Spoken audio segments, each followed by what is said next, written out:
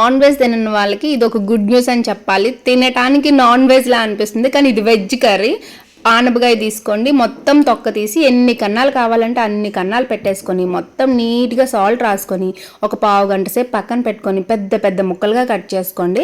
కళాయి పెట్టుకొని ఆయిల్ వేసుకొని కొంచెం జీలకర్ర ఆవాలు వేసుకొని అవి చిట్టుపట అయిన తర్వాత కరివేపాకు పచ్చిమిరపకాయలు వేసి కొంచెం సేపు వేగిన తర్వాత ఉల్లిపాయలు యాడ్ చేసి కొంచెం సేపు వేగనివ్వండి. వేగిన తర్వాత అల్లం వెల్లుల్లి పేస్ట్ దంచి వేయండి. దంచి వేయడం వల్ల మంచి ఫ్లేవర్ వస్తుంది. తర్వాత ఆనపకాయ అందులో వేసేసి మగ్గనివ్వండి. ఆల్రెడీ సాల్ట్ ఉంది కాబట్టి ఇంకా సాల్ట్ యాడ్ చేయవలసిన అవసరం లేదు. కొంచెం పసుపు యాడ్ చేసుకొని మూత పెట్టేసి ఒక 10 నిమిషాలు మగ్గిన తర్వాత అలా వస్తుందన్నమాట. కారం మసాలా పౌడర్ యాడ్ చేయండి. మసాలా పౌడర్ నేను ఇంటి దగ్గరే ప్రిపేర్ చేసుకుంటాను, అందువల్ల టేస్ట్ అయితే సూపర్గా ఉంటుంది అనమాట. కొంచెం వాటర్ యాడ్ చేసుకోండి.